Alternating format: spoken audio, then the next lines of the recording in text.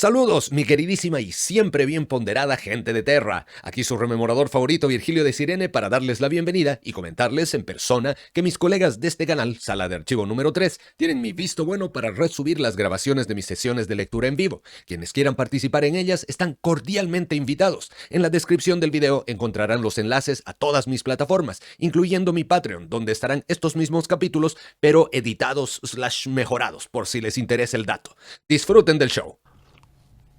Y ahí en cuanto a esa galleta, en realidad es el Gail, ¿ya? ¿Por qué se llama Gail?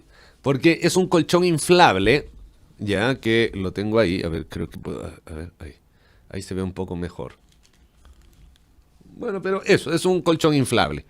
¿Por qué lo tengo ahí? Porque, bueno, ahí es un como pasillito que avanzas 1 metro y ahí está la puerta que da al pasillo del edificio, ¿ya? O sea, ese es mi depto. Entonces... mal que mal, es por ahí por donde viene el sonido de la criatura de la disformidad. Y no es que ese colchón sea un gran aislante acústico, ni nada, ni que por su geometría vaya a causar algún efecto, qué sé yo. Pero el efecto es mayor a 0, ¿ya? No es ninguna aislación profesional ni nada, pero el efecto es mayor a 0. Es como las cajas de huevo, que hay el mito urbano de que puta funciona aislante acústico y qué sé yo. No están así. Pero es mayor a 0, digamos, algo de efecto hace. Es muy pequeño, pero algo hace, ¿ya? Entonces, por lo menos, ¿por qué lo pongo ahí? 2 cosas. 1, el sonido que venga de allá va a rebotar aquí, aunque sea un poquito. Y al mismo tiempo, yo lo que hable, mientras más objetos hay aquí cerca, menos va a haber menos reverberancia va a haber, ¿ya? Entonces, eso. De momento el niño disforme no ha estado tan hostil. Un momento sí, como que ya... Oye, yo creo que se debe notar así como que hasta me estreso, ya lo escucho. Y de paso aquí por el retorno lo escucho un poco mejor, digamos. Y ya empieza y ya estoy como... Oh, maldición, se va a escuchar, puta mierda. Cosas. Pero bueno. Entonces, ahora estamos prestos... para... A ver, que aquí en México hay una moneda que sí... que en un lado hay un titán y en otra es un símbolo del caos unificado. ¡Ah, canijo! Pero bueno, ya, ahí mandas fotos. Ya, mira, vamos a definir el horario.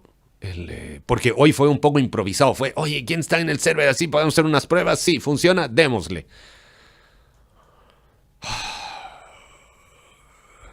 Avisaré hasta mañana, hermano.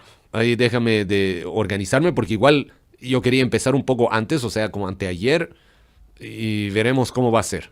Ya, pero yo creo que más o menos como hoy, digamos que... A ver, déjame cachar, revisaré mi horario.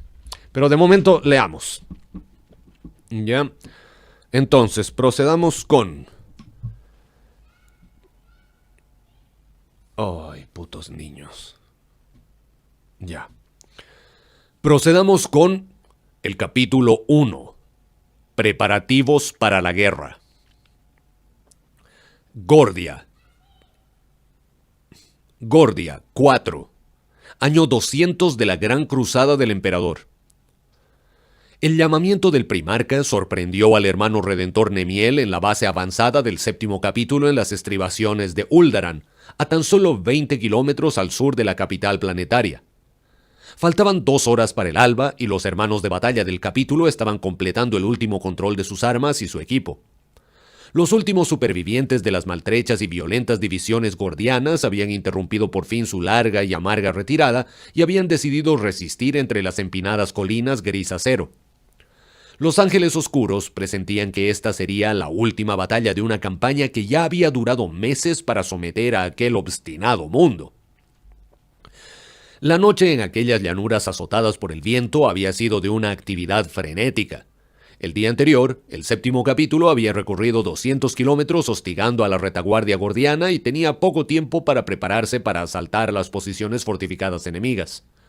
Nemiel había pasado mucho tiempo viajando entre los 4 campamentos del capítulo, hablando con todas las escuadras, comprobando que estaban alerta y, cuando se lo pedían, aceptando sus juramentos de batalla en nombre del león y del emperador. Acababa de informar al señor del capítulo Toranen de que estaba listo para el combate cuando recibió el mensaje de la flota. Hermano Redentor Nemiel y escuadra, preséntense en el buque insignia de inmediato. El transporte va en camino. La Stormbird tomó tierra menos de 15 minutos después, justo cuando los bombardeos preliminares imperiales empezaban a caer sobre los puestos de vanguardia del enemigo. Sorprendido y algo desconcertado, lo único que podía hacer Nemiel era estrecharle la mano a Toranen, aceptar su juramento de batalla y observar cómo los vehículos blindados del 7º capítulo pasaban con gran estruendo hacia el norte sin él y sin sus hombres. En cuestión de minutos, la nave de desembarco estaba ascendiendo de nuevo. Tras describir una sola órbita alrededor del planeta arrasado por la guerra y tras tomar altura sobre sus tempestuosos océanos y las elevadas cordilleras coronadas de blanco, el piloto del Stormbird estableció el rumbo hacia la escuadra imperial anclada sobre Gordia 4 y todo para tener que detenerse temporalmente mientras la barcaza de batalla completaba una operación de reabastecimiento y despejaba la cubierta de embarque. Después de que le hubiesen metido tanta prisa, Nemiel tuvo que sentarse y esperar mientras contemplaba el mundo gris verdoso a sus pies y se preguntaba cómo le iría a Toranen y a su capítulo en la batalla. Había transcurrido media hora. Nemiel pasaba el rato escuchando a través del comunicador que conectaba con la red de mando de la flota y centró su atención en la constelación de naves de guerra y de transportes que rodeaban la barcaza de batalla del Primarca. Recordó una época, 50 años atrás, en la que la 4ª flota de expedición estaba formada por solo 7 naves. En Gordia 6, la nave insignia estaba acompañada de 24 naves de varios tipos distintos, y eso era apenas una tercera parte de la flota. El resto, organizadas en discretos grupos de combate, estaban en acción a lo largo y ancho de los mundos escudo, combatiendo contra la Liga Gordiana y contra sus aliados, los degenerados Senos. Los navíos de guerra anclados alrededor de la nave insignia eran las escuadras de reserva de la flota, así como naves dañadas en las últimas acciones contra la pequeña pero poderosa armada especial de la Liga. A los lados de los grandes cruceros Duque de Hierro y Duquesa Arbelatriz, los tripulantes de unas pequeñas embarcaciones se encargaban de reparar los flancos dañados por la guerra. Las antorchas de plasma centelleaban fríamente en la oscuridad mientras cientos de servidores reparaban la chapa del casco dañada y los emplazamientos de artillería destrozados. Tras varios minutos de observación ociosa, Nemiel advirtió una frenética actividad alrededor de otra decena de naves. Los cargueros y las lanzaderas no paraban de ir y venir desde una flota de inmensas naves de reabastecimiento y repartiendo de todo, desde combustible para reactores hasta latas de alimento a una velocidad vertiginosa. Por primera vez sintió una punzada de inquietud y se preguntó si la Liga habría conseguido lanzar una contraofensiva sorpresa y coger a la Legión desprevenida. Cuando la Stormbird obtuvo por fin autorización para aterrizar, Nemiel detectó cierta tensión en el ambiente de la cavernosa cubierta de embarque que solo sirvió para acentuar su desasosiego. Nerviosos oficiales y tripulantes trabajaban organizando cientos de toneladas de suministros y estivándolos lo más rápido posible. Las órdenes y las furiosas invectivas de los suboficiales quedaron ahogados bajo el fuerte crepitar de la barrera magnética de la cubierta mientras 2 Stormbird más embarcaban en rápida sucesión y aterrizaban justo detrás de la nave de Nemiel. La rampa de la nave de desembarco tembló bajo el peso de los pies acorazados y el hermano sargento Cole dirigió a su pelotón hacia la cubierta. El terrano, que se había quitado el yelmo y lo había enganchado en su cinturón, contemplaba la frenética actividad con el ceño fruncido por el desconcierto. Nemiel observó a Cole mientras el líder del pelotón se aproximaba hacia él a los pies de la rampa. ¿A qué viene todo esto?, preguntó. Cole negó con la cabeza. El sargento era uno de los astartes sobrevivientes más antiguos de la Legión y había participado en las primeras batallas de la Gran Cruzada hacía 200 años. Su rostro curtido tras siglos de dura lucha al servicio del emperador era amplio y cuadrado y estaba cubierto de prominentes ángulos y de viejas cicatrices. Su negro cabello trenzado caía alrededor de su corto y ancho cuello y sobre su ceja derecha relucían 4 brillantes tachones de servicio. Cuando hablaba, su voz era grave, como la de un bajo. «Jamás había visto algo parecido», dijo con cautela. «Algo ha pasado, de eso no cabe duda. Parece que la flota se está preparando para una batalla». El campo de contención de la cubierta de embarque, que estaba cada vez más abarrotada, volvió a crepitar y permitió el aterrizaje de 2 Stormbird más. Las rampas de asalto descendieron y más pelotones de astartes, todos veteranos a juzgar por los honores de batalla que decoraban sus petos y sus hombreras, desembarcaron con una mezcla de desconcierto y de presteza profesional. Un tono de alerta resonó a través de los altavoces del comunicador que estaban instalados en el techo. «Que todos los líderes de escuadra y hombres al mando acudan al Strategium inmediatamente. Que todos los líderes de escuadra y hombres al mando acudan al Strategium inmediatamente». Nemiel torció el gesto mientras observaba los altavoces. Incluso la voz del anunciante del puente de mando tenía un inusitado tono de preocupación. «Parece que todo el mundo sabe algo que nosotros no sabemos», refunfuñó. «Bienvenido a la gran cruzada, hermano», respondió Cole, con un gesto de la cabeza. Nemiel se rió e hizo un gesto de burlona exasperación. Había luchado junto a Cole y su escuadra muchas veces en las últimas décadas y había aprendido a apreciar su humor sarcástico, pero esta vez Nemiel advirtió cierto tono de tensión en la voz del veterano sargento. «Vamos», dijo al tiempo que se dirigía hacia los ascensores que se encontraban en el extremo opuesto de la cubierta de embarque. «Intentemos averiguar qué está pasando». La tripulación humana se ponía firme ante Nemiel, y sus compañeros astartes inclinaban la cabeza a su paso en señal de respeto. 50 años de dura campaña habían dejado su impronta en el joven calibanita. Su armadura, salida de las forjas de Marte medio siglo atrás, estaba ahora llena de marcas y abolladuras sufridas en los incontables campos de batalla. Los armeros de la Legión habían reemplazado su hombrera izquierda tras la batalla en Saiboris, y en la nueva le habían grabado escenas que rememoraban la carga de su capítulo contra los cazadores asesinos saiborianos. De la hombrera derecha colgaban varios galones fijados con oro y plata derretidos para conmemorar sus actos de valor contra muchos de los enemigos de la humanidad. Sobre los hombros portaba la capa de un iniciado veterano ribeteada con dobles bandas rojas y doradas que denotaban su rango en los altos misterios, una tradición de la vieja orden de Caliban que había implementado su primarca. Se había dejado el pelo largo, como sus hermanos terranos, y lo llevaba recogido en apretadas trenzas atadas con hilo de plata. Pero de todas las condecoraciones y galardones que Nemiel había recibido durante el último medio siglo, del que más orgulloso se sentía era del reluciente báculo que llevaba en la mano derecha. El Crocius Aquilum lo señalaba como miembro de la selecta orden de los capellanes de la Legión, encargada de mantener el espíritu de lucha de sus hermanos de batalla y de conservar las antiguas tradiciones de su hermandad. Hacía ya 10 años que lo habían nombrado para el puesto, tras el adusto asedio de Barracan, en el que su capítulo se había visto aislado por los Pieles Verdes y estuvo atrapado en la base de fuego de Endriago durante 18 meses.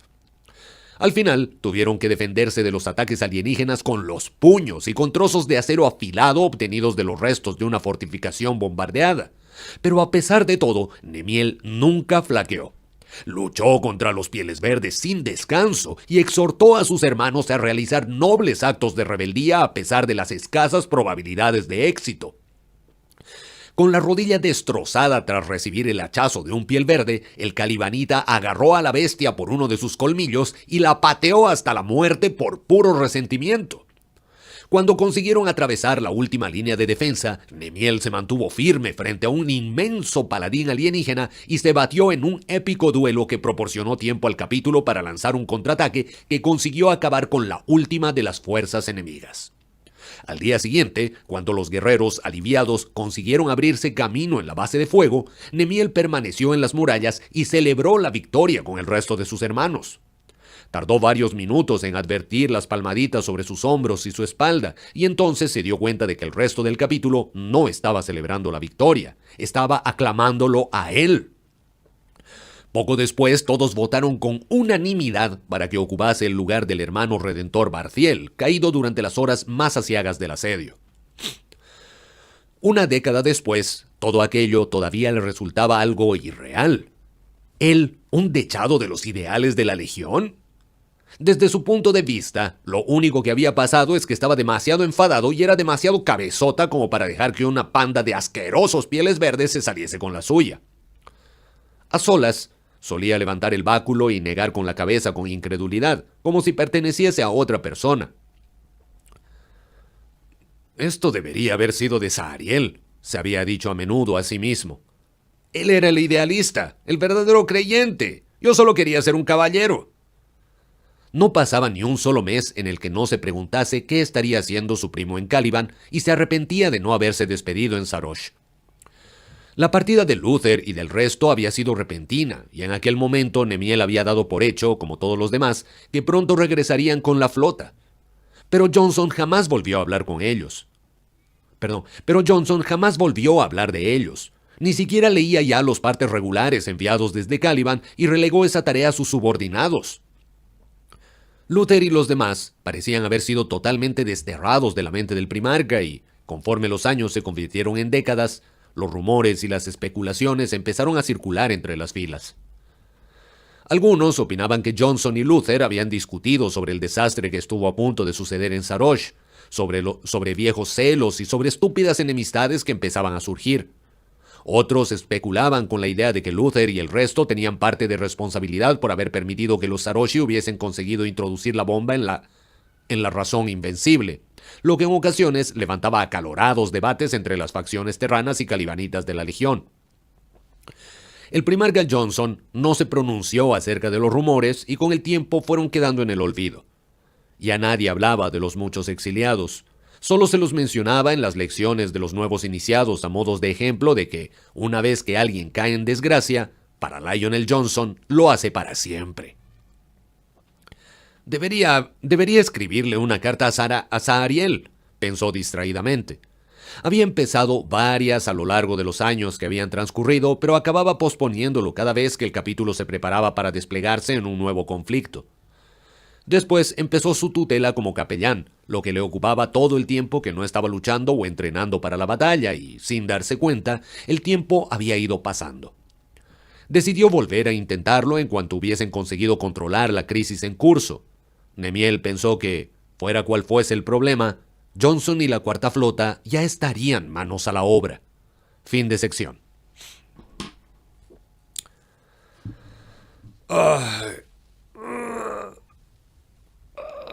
Muy bien.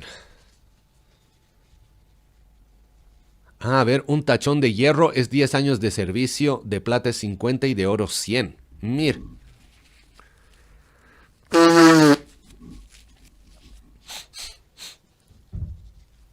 Y aquí no sé exactamente, porque aquí sí dicen capítulos, pero no sé si será un problema de traducción. Porque hasta donde creo, y aquí estoy diciendo creo, ha sido una cuestión de fe prácticamente, porque no he googleado ni nada. ¿Qué se llama? Los capítulos se forman a partir del Codex Astartes, creo que es lo que hace Gilliman, ¿no? Que dice, ya, prohibido aquí que hayan agrupaciones tan grandes, así que hay que reducir a cuestiones que sean máximo de 1000, una cuestión así, ¿no? Las legiones ya no podían ser de a 100,000, tenían que ser cosas chicas. Así que, pero no sé realmente, porque eso ya es más meterse en 40, ¿no? Pero hasta donde creo, los capítulos ya son posteriores a 30K, no sé si 40, tal vez son 31K, no sé, 32. Pero creo eso. A ver.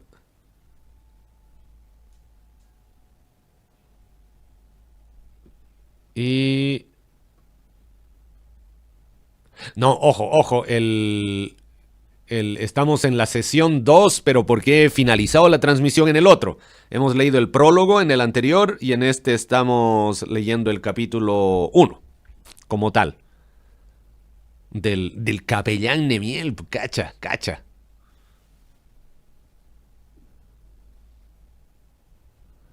A ver, no alcancé a ver el llamado del lobo. El llamado del león.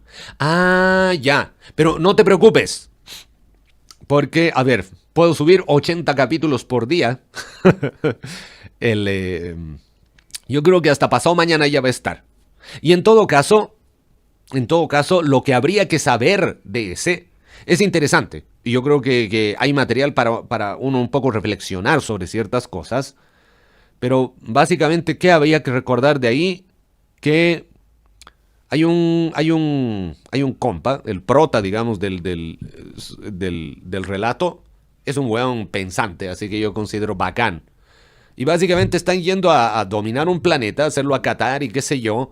Y el weón que yo digo que es bacán, lo quiero hacer de una manera bien ordenada, elegante, con un poco de diálogo antes, qué sé yo. Y llega otro weón, que su nombre era con B, pero no me acuerdo bien cómo era el nombre. Y ese dice, no, qué weá, vamos a romperles la cara directo sin preguntar y listo y qué sé yo. Por lo que me han explicado aquí los compas es porque básicamente así opera Lionel Johnson. Dice, no, aquí no vamos a ir a negociar, a charlar, son mariconas. Mi papito ha dicho que tenemos que hacerlo rápido y como yo soy un puta, lo que él dice es la ley máxima y no me pagan para pensar, sino para ejecutar, lo vamos a hacer así. Y debido a eso, puta, y las cosas mal en sal. Las cosas mal en sal y hay un dispute al final. Y básicamente le dicen, o sea, el weón que es mala leche va y le dice al weón que a mí me parece bacán, puta, ahora vas a tener que ir a responder frente al león por la caga que te has mandado. La caga que se mandó fue que él quiso dialogar, digamos, antes de romperles la wea. Era Belanos, creo que era. Velas o Velano, algo con Bell, empezaba algo con Bell, ahí el que se llama, me has hecho recuerdo ahí con la parte de BE, con eso sí sé que empieza.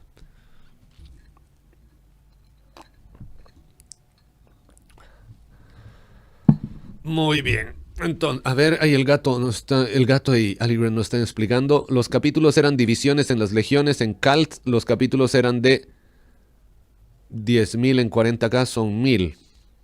Entonces ya existían.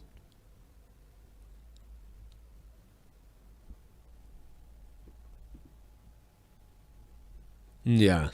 Bueno, pero aquí eran, bueno, de una u otra forma, un capítulo, o sea, sería correcto decir, se mire por donde se mire, que un capítulo es un grupito de mucho menos astartes de los que formarían una legión entera. Sí o sí, muchos capítulos hacen una legión. Sí o sí. Ahora, he usado términos específicamente subjetivos, variables, porque ahí ya podemos hacer la aritmética de diferentes maneras, o el álgebra. Pero eso, a ver, continuemos. Déjenme ver una cosita antes, mientras me tomo un descansillo. Estamos en Ángeles Caídos, sí, perfecto, perfecto.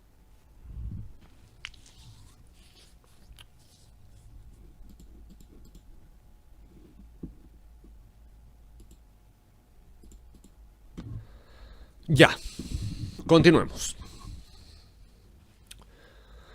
El Strategium de la barcaza de batalla, que daba al puente de mando de la nave de guerra y que actuaba como el centro de control de combate tanto de la razón invencible como de toda la cuarta flota en sí, estaba ya completamente lleno de gente cuando Nemiel llegó. Los oficiales humanos de cubierta inclinaron la cabeza y se apartaron mientras él y Cole se reunían con sus hermanos junto al principal tanque hololítico del Strategium. El ambiente en cubierta era tenso. Los rostros de los astartes y de los oficiales humanos reflejaban inquietud, por mucho que intentasen disimularlo. Algunos procuraban ocultar su preocupación haciendo estúpidas bromas. Otros se apartaron y centraron su atención en sus placas de datos o recibiendo informes de sus subordinados por medio de un comunicador, pero la realidad no escapaba a los ojos de un redentor adiestrado. Unos instantes después de la llegada de Nemiel, los reunidos empezaron a agitarse. Los presentes se pusieron firmes mientras Lionel Johnson, primarca de la Primera Legión, hacía su aparición en la entrada del Strategium. Como todos los hijos del emperador, Johnson era el producto de la ciencia genética más avanzada de toda la humanidad. No había nacido, había sido esculpido desde la fase celular por las manos de un genio.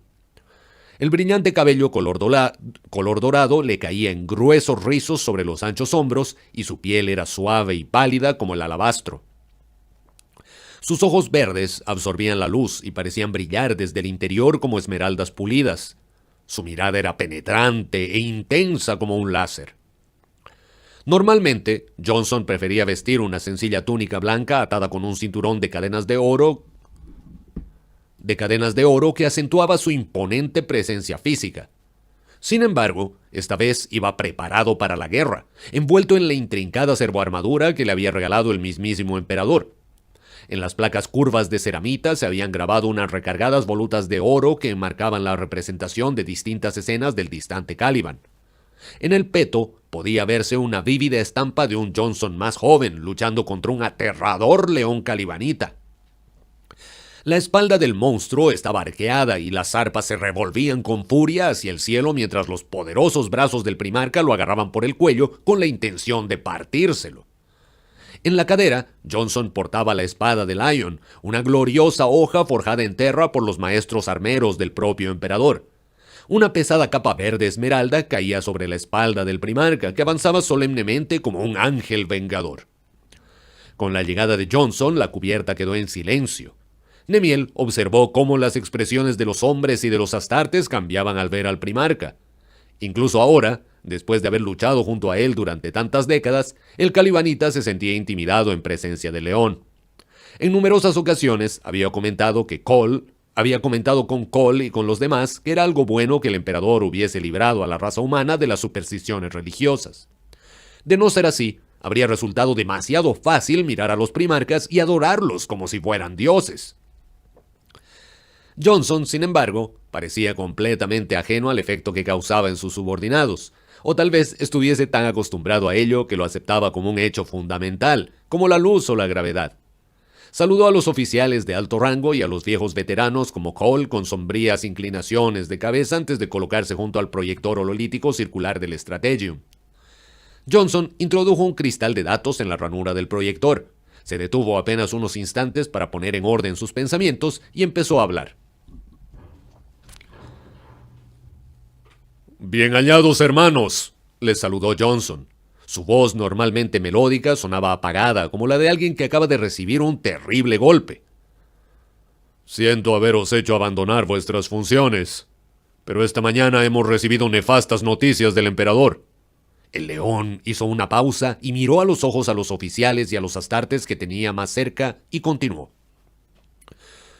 «El señor de la guerra, Horus, y su legión han roto su juramento de lealtad junto con los devoradores de mundos del primarca Angron, la guardia de la muerte de Mortarion y los hijos del emperador de Fulgrim. Han atacado con bombas véricas Isvan III, el mundo más poblado del sistema, y lo han dejado completamente desierto. Se calcula que se han perdido 12.000 millones de vidas humanas». Muchos de los oficiales de la flota lanzaban ahogados gritos de espanto y de consternación. Nemiel apenas los oía. Solo sentía sus sienes llenándose de sangre y un terrible escalofrío que parecía extenderse como una herida en el pecho. Las palabras del primarca resonaban en su cabeza, pero no tenían sentido. No podían tenerlo. Su mente se negaba a aceptarlas. Entonces se volvió hacia Cole. La expresión del sargento veterano permanecía impasible, pero sus ojos se habían vuelto vidriosos tras recibir aquel duro golpe. El resto de astartes asimilaban la noticia en silencio, pero Nemiel veía cómo aquellas palabras los desgarraban como un cuchillo de tortura. El Redentor negó con la cabeza lentamente, como para sacudirse la espantosa información de la cabeza. El primarca aguardó pacientemente a que los reunidos se tranquilizasen antes de continuar. Presionó una serie de controles que había en el lateral del proyector hololítico y el dispositivo cobró vida. Un detallado mapa tridimensional del sector Eriden apareció ante la asamblea. Los sistemas imperiales aparecían en un vivo color azul y en el centro, el sistema Istvan estaba señalado en un brillante rojo. Johnson presionó otra serie de controles y muchos de los sistemas estelares que rodeaban Istvan cambiaron de color formando una creciente esfera irregular. Nemiel y muchos más estaban espantados al ver la gran cantidad de sistemas que cambiaron de azul a rojo y los muchos otros que cambiaron de azul a un apagado gris. «Los motivos que han llevado al señor de la guerra a rebelarse son inciertos, pero la magnitud de sus actos no es exagerada. La noticia de la rebelión se ha extendido como un cáncer por todo el sector y más allá», dijo Johnson. «Y ha reavivado viejas tensiones y ambiciones territoriales. Algunos gobernadores se han declarado abiertamente a favor de Horus, mientras que otros ven la rebelión como una oportunidad de construir sus propios e insignificantes imperios. En tan solo 2 meses y medio, la autoridad imperial en el Segmentum Ultima se ha visto tremendamente comprometida y la discordia se está extendiendo también al Segmentum Solar. Johnson hizo una pausa, analizó el patrón de disturbios representado en el mapa como si albergara secretos que solo él podía ver. Es probable que agentes leales al Señor de la Guerra estén operando en ambos segmentos para ayudar a extender la creciente discordia. Observad cómo los estallidos de desórdenes se extienden de sistema en sistema por las rutas disformes más estables que llevan a Terra, la dirección desde la que es más probable que se originen represalias a gran escala. Nemiel tomó aire y recurrió a las técnicas psicolingüísticas que había aprendido durante los entrenamientos para suprimir sus emociones y centrarse en los datos suspendidos en el aire sobre el proyector. A su parecer, los casos de revuelta en el Segmentum Ultima eran muy irregulares, pero Lionel Johnson era famoso entre la Legión, si no en todas partes, por su habilidad estratégica. Tenía una capacidad casi intuitiva para saber cuál era la correlación de fuerzas en un conflicto y para predecir su curso con una precisión extraordinaria. Eso lo convertía en uno de los mejores generales del emperador, el segundo detrás del mismísimo Horus y desde el punto de vista de muchos ángeles oscuros, quizá fuese incluso mejor que él. En cuanto llegó a Terra la noticia de la rebelión del Señor de la Guerra, el emperador empezó a reunir una fuerza punitiva para enfrentarse a las legiones rebeldes y detener a Horus, continuó Johnson con gravedad. Según el parte que hemos recibido, 7 legiones, dirigidas por Ferrus Manus y sus manos de hierro, se dirigen en estos momentos a Istvan V. Se dirigen en estos momentos a Istvan, pero tardarán al menos entre 4 y 6 meses en llegar. Mientras tanto, Horus ha enviado a sus tropas a Istvan V y está fortificando el planeta para defenderse del ataque que se le avecina. Con el rabillo del ojo, Nemiel vio que Cole cruzó los brazos sobre el pecho. Se volvió hacia el sargento terrano y vio que su rostro, curtido por el paso del tiempo, reflejaba desconcierto. Los próximos meses serán cruciales para Horus y las legiones rebeldes, prosiguió Johnson. El Señor de la Guerra sabe que el emperador responderá con todas las fuerzas que tenga disponibles. Ahora estoy convencido de que nos envió a los mundos escudo en un esfuerzo por dispersar a los sirvientes más leales del imperio lo más lejos posible para reducir al mínimo el número de legiones a las que enfrentarse en un momento dado. Aún así, una fuerza de ataque de 7 legiones completas supone una seria amenaza para la supervivencia de Horus. Sobrevivir a un asedio de tal magnitud, por no hablar de vencerlo, requeriría transformar Istvan V en un auténtico mundo fortaleza. Eso supondría una inmensa cantidad de suministros y de equipamiento en muy poco tiempo. La clase de material bélico que solo una fragua trabajando a pleno rendimiento podría proporcionar. El primarca ajustó los controles del proyector y centró la imagen en el subsector Eriden y sus vecinos. De repente, destacó un sistema muy cercano a Istvan que permanecía azul en un mar gris y rojo. Este es el sistema Tanagra, situado al borde del colindante sector Ulthoris. Como podéis ver, está a tan solo 52.7 años luz de Istvan y se encuentra en la ruta disforme más estable de camino a Terra. Este sistema es también uno de los más industrializados de todo el sector, con un mundo forja clase 1 Ultra llamado Diamat y con más de 2 docenas de minerías y refinerías dispersas por todo el sistema. Tanagra fue redescubierto por la Legión de Horus y se sometió relativamente pronto en la Gran Cruzada, y siempre ha sido un importante centro logístico para la región. Johnson señaló el sistema iluminado con un gesto meditabundo y continuó. No exagero al decir que quien controle el sistema Tanagra podría decidir el futuro de todo el imperio. Los murmullos se extendieron entre los reunidos. La voz del primarca continuó oyéndose sin problemas por encima de ellos. La traición del Señor de la Guerra nos ha cogido a todos desprevenidos, como era su intención, dijo, y su voz adquirió un tono frío e irritado. A estas alturas, nuestras fuerzas están demasiado enredadas aquí en los mundos escudo como para responder rápidamente a la felonía de Horus. Según los cálculos de mi personal, Tardaríamos casi 8 meses en concluir nuestras ofensivas, aún con un plan de emergencia y en prepararnos para un ataque contra Isvan. E incluso si pudiésemos avanzar más deprisa, los agentes de Horus alertarían al Señor de la Guerra a tiempo de organizar un contraataque. Johnson hizo otra pausa en su discurso y volvió a observar los rostros de espanto que lo rodeaban, y sus labios adoptaron una sonrisa rapaz. Sin embargo, una pequeña fuerza seleccionada cuidadosamente podría lograr lo que una legión entera no puede conseguir. Continuó al tiempo que señalaba el sistema Tanagra. Diamat es la clave.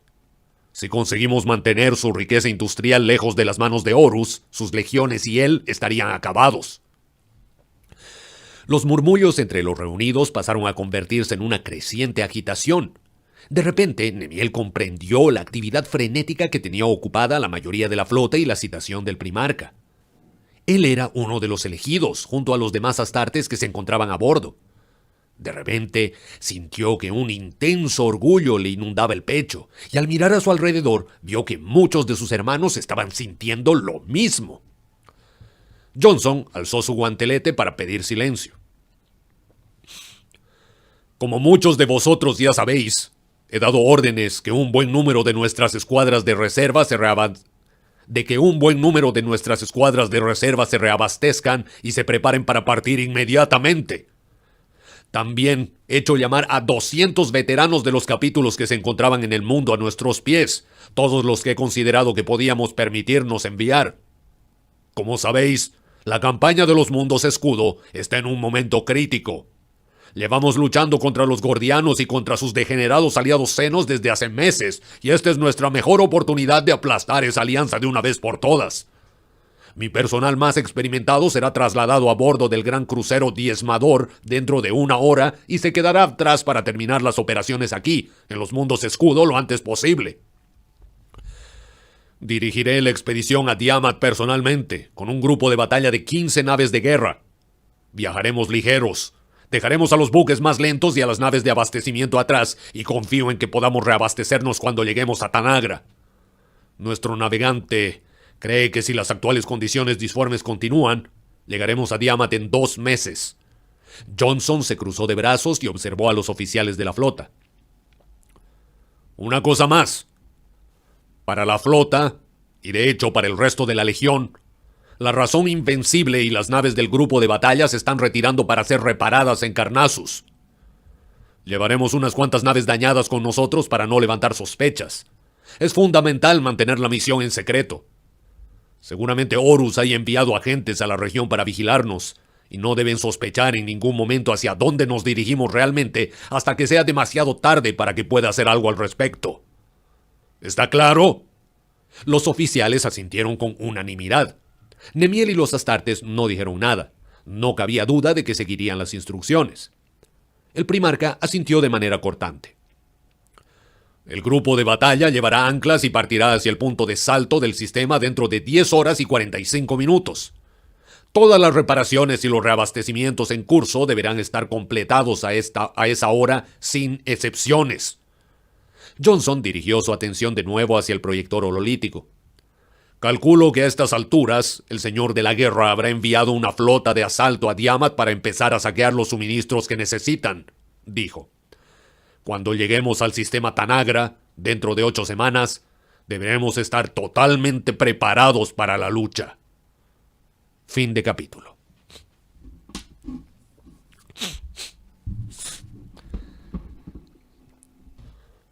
Saludos, gente de Terra. La verdad es que me dirijo a ustedes porque es una obligación para un primarca velar por el bienestar de su legión y de quienes, aún no siendo de su legión, se ven involucrados en los eventos que van ocurriendo. No me dirijo a ustedes en un acto de bondad o buena fe o buena voluntad, ya que ustedes están infinitamente más alejados que nosotros de los eventos que están dando rumbo a la galaxia.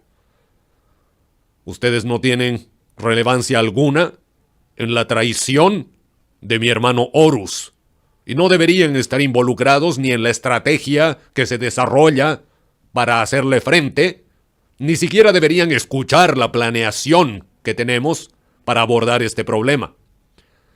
Pero están aquí y ya me escucharon. Así que deben guardar absoluto secreto de lo oído aquí, ya que de no ser así, los planes podrían llegar a fallar, y si eso ocurriese, la galaxia se verá envuelta por las llamas de una guerra que amenaza con destruir todo aquello que ustedes conocen. Es por eso que su prudencia es necesaria. Vaya a saber uno de los motivos por el que ustedes están aquí siendo testigos de estos eventos. Pero voy a dejar de preguntármelo y simplemente aceptar que están aquí y a esperar que mis palabras calen en sus oídos y sepan mantener la prudencia. Se avecinan tiempos oscuros, pero no tan oscuros como los ángeles que bajarán del cielo a repartir justicia. Dado que es su intención saber lo que ocurrirá aquí, y dado que es prácticamente su deber rememorar lo que ha ocurrido y lo que se desarrolla en estos momentos, sepan que ahora nos alistamos para el capítulo 2, la tiranía del abandono. Y eso es todo lo que tengo para decirles ahora. Tengan ustedes buenas noches.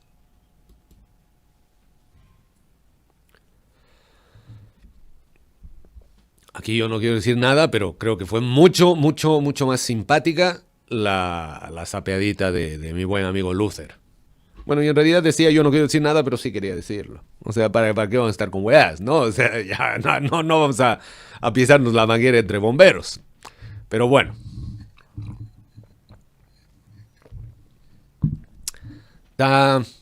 Creo que... Supongo que eso que ha descrito el León en su discurso, no en la sapeada, por supuesto, es lo que describe de lo que va a tratar esta novela. Un poco, entonces, hacer la misión ninja y para llegar al otro lado, tomarlo, digamos, habrán dificultades en el camino, pero me pregunto a qué se enfrentarán. No he querido ni siquiera leer el Dramatis Personae para... aunque tal vez debería, man, para un poco llevarme la sorpresa de ¿habrá otra legión involucrada? Porque digamos, no, pues en la anterior novela igual, bueno, realmente fue irrelevante, aparecieron los cicatrices, pero podría haber sido, incluso no cicatrices, podrían haber sido así, gente del ejército y hubiese dado lo mismo, ¿no? Entonces no sé si habrá otra legión aquí metida. Bueno, sorpresa. Lo que sí leí ahora que comentó su tocayo Luther. A ver, ¿qué significa Luther? ¿Será como algo con luz? Luther name meaning. Oh, mira. El nombre Luther, nombre germano, significa guerrero famoso o armada de gente, o sea, ejército de gente, army of people. Oye, qué bacán el nombre, weón. Ya, y deriva de los elementos germánicos Liudith, que significa people, gente, y Hlud, famous, que es famoso, o Harjas, que se llama armada, o sea, batallón o guerrero. Armada sería. Mira, también puede significar libertad. Oye, ve hasta qué weón, este Luther es grande por donde se vea, weón. Qué weón más notable. Cada día me cae mejor ese Luther. Bueno, pero sí, pensé que era por lo de Luther no era el padre de Arturo. Oh, no lo sé. Si es germánico, bueno, no sé. A ver, Luther, Arthur.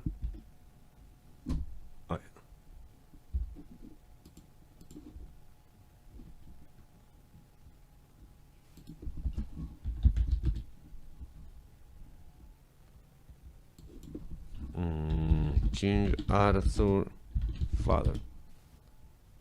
Era Uther. Sin la L. Era como Uther, como el maestro, como el paladín de Warcraft, el que era el mentor de Arthas. Era Uther. Uther Pendragon. Pero bien ahí, Alicred, totalmente cerca. Y lo que estaba leyendo, así un comentario anterior de Lady Luz, hace descripciones de ropa. Creo que ahora solo porque le gusta a usted, ahí las voy a pasar con mejor humor. Voy a decir, ya, por lo menos a ella le gusta, así que bueno, denle nomás. Es que, ¿sabes qué me da rabia también? Ya, andaba vestido con una simple túnica. Ah, ya, de acuerdo, piola. Pero con cadenas de oro que resaltaban sus... Puta, weón, pero qué manera de andar enjollados los culeados. Si son guerreros, no son modelos. O sea, puedo creer que Fulgrim ande en esas, ¿ya? Porque, hoy sí, Fulgrim tan fabuloso y qué sé yo, y la diva. Pero, weón, así no me jodas, así. O sea, espero que, no sé, a ver, alguien como Rogal Dorn, espero que él no ande enjollado, que cuando ande en túnica, sí, pues ande en túnica, sí, porque y con chancletas y su cinturón sea una cuerda, poco más, porque está yendo ahí a ser inteligente, a hacer planeamiento, qué sé yo, ya por último que se ponga esa su wea de laureles, ya, total, son unas hojas. Pero no que rubíes, zafiros y aguamarina y jade y lapislázuli. Weón, qué manera de derrochar recursos en weas que no tienen ninguna relevancia, weón. Eso me da un poco de rabia. Y en ese aspecto, el que se llama... ¡No! ¡No! Usted y su amiga Petronela, ¡no! Y una simple túnica con un coste del PIB de 2 sistemas solares. Hoy sí. Son para demostrar clasismo. Ay, señor. Ay, en todo caso, es que se llama en la otra novela que estamos leyendo al otro lado, son mucho menos descriptivos con la ropa, pero hubo una parte donde van a una como mascarada y ahí a la personaje principal en una parte la describen así con su ropa, pero ahí el autor lo hace impecable, así con la pura descripción y bueno, unos comentarios que son muy chistosos que se manda ahí otro personaje, pero con la pura descripción la hace ver, pero así espectacular. O sea, y ver, porque no hay dibujitos, ¿no? Así como solo describe, pero ahí uno dice, ¡wow! Se pasó.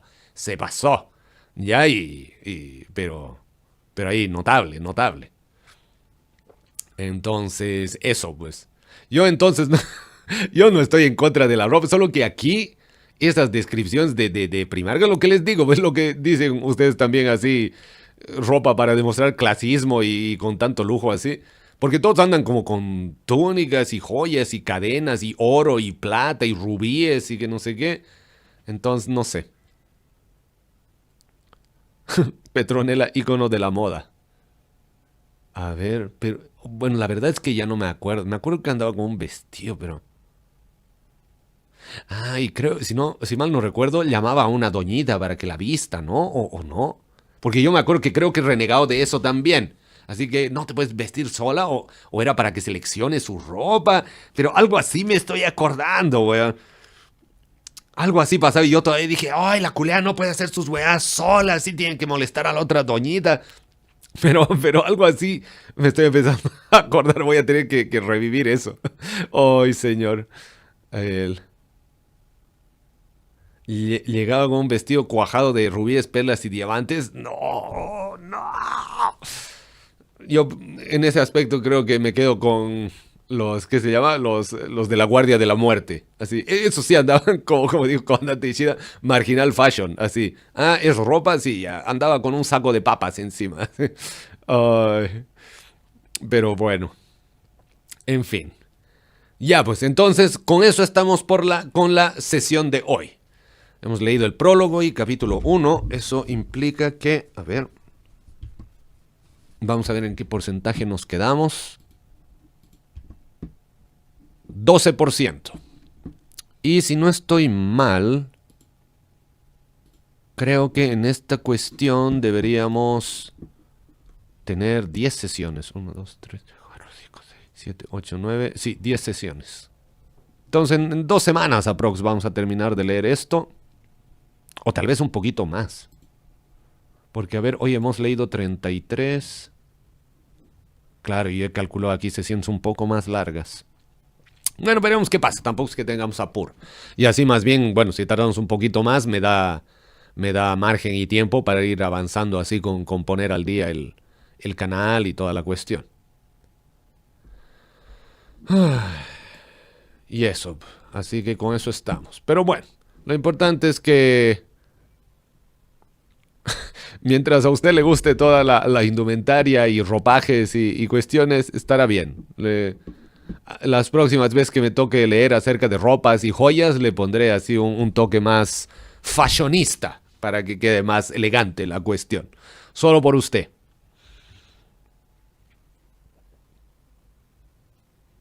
Oh, en la época donde el emperador estaba unificando Terra hay una historia donde se habla de unos marines con armaduras sin pintar en referencia a las minis. Mira, ya, eso está bacán igual. Espera, allá otra descripción de comida Ah, sí, sí. Porque en Fulgrim me acuerdo que había una que es cuando llegan donde los Lair. Que habían frutas y carne de algún animal. ¿Y qué más? Panes, me parece. Algún tipo de vino. Y en alguna parte también hablan de que Fulgrim estaba comiendo pastelitos o algo así. Oh, ya, no hablemos de eso, ya me ha dado hambre, maldita sea, ¿por qué me...? Creo que desde ahora prefiero leer de ropa porque por lo menos la ropa no me da hambre. Sí, efectivamente era con los Eldar, amigo mío. Y el Solomon no quería comer y él se da cuenta de que el Eldrad Ulthran no comía. Y el Solomon le dice, ¿qué weá? ¿Y usted no come? Y le dice, puta, es que la carne de animal es como muy fuerte para mi paladar, pero me han dicho que es muy buena, me acuerdo de eso. Pero que comía algunas frutas. Y Fulgrim también como que picoteó un poco y más que otra cosa comió frutas. Pero Solomon y Vespasian creo que no comieron. Lo de las uvas de Sanguinius era en el Horus Señor de la Guerra. Ahí era, si no estoy mal. Bueno, pero, a ver, porque hablan de Sanguinius, pero era una parte donde que describen que Ferrus Manus, estaban Ferrus Manus, Sanguinius y Fulgrim. Y Sanguinius y Fulgrim era muy de tener cosas de arte, qué sé yo, y Ferrus no estaba ni ahí. Y creo que era en esa parte donde le decía, puta, yo no entiendo esta weá del arte y que no sé qué. y, y el Ferrus le dice, puta, por lo menos estas weas están bien, no como esas mierdas de allá que quién las habrá hecho. Y eran las esculturas de Fulgrim. Y claro, Fulgrim se caga a 3 tiempos y le dice, es que tú no entiendes el arte. Ay, pero qué va a cagar y como Ferrus lo hace mierda y sin siquiera intentarlo, weón. Qué grande Ferrus. Y sí, ahí Sanguinius estaba efectivamente con el pelo negro, totalmente. Y no sé quién viene a decirle, quiere que le pinte una lágrima y Sanguinius le dice, no gracias, yo tengo mis propias lágrimas. Pero cuando están en el concilio de Nikea, ¿se acuerdan? Ahí con Magnus, cuando recién dicen, o sea, se cacha que lo van a tener de culpable. Creo que ahí sí estaba con unas lágrimas pintadas en su cara. Entonces no sé exactamente cómo era la cuestión. Y de paso, claro, ahí Sanguinius incluso tenía unas como un velo hecho con cadenitas, algo así. Porque dijo que se movía y tintineaban un poco las cadenas que tenía así en el velo. No sé. Pero oh, yo las hice en el baño, las esculturas. Ay, me hace recuerdo a cuando el rememorador Toby quedó atrapado en el baño de Fulgrim. Así, pero bueno. Eso pues, mi querida gente de Terra. Con eso hemos terminado bueno, doble sesión de hoy con rotundo éxito, ya que hemos visto que se llama... Que podemos seguir adelante con nuestras actividades en total secreto, por supuesto, con total subterfugio, pero podemos, eso es lo que importa. Eso. Entonces, ahora yo voy a ir a descansar un ratito antes de que me toque leer por lo menos un capitulito al otro lado, en la otra novela, muy recomendable. Lo mejor parte del concilio es que le hacen señales a Magnus para que pase. Así es. Ya pues, mi querida gente de Terra. Yo por ahora me despido para ir a alistarme. Reciban de mi parte un Águila Imperial, un Icon Mechanicum y un saludo a la antigua, como nos enseña el venerable Acton Cruce. Que les vaya muy bien en todas sus quests. Recuerden que su mente es más fuerte. Nos vemos. Uy, ¿a qué hora nos vamos a ver mañana? Ah, bueno, voy a avisar por el Discord a qué hora nos vemos. Así que eso. Pero nos vemos por el mismo Sapo canal. ¿Ya? Por este maravilloso canal. Muchas gracias por todo. Que les vaya muy bien. Los quiero mucho. Y nos vemos mañana. Au revoir.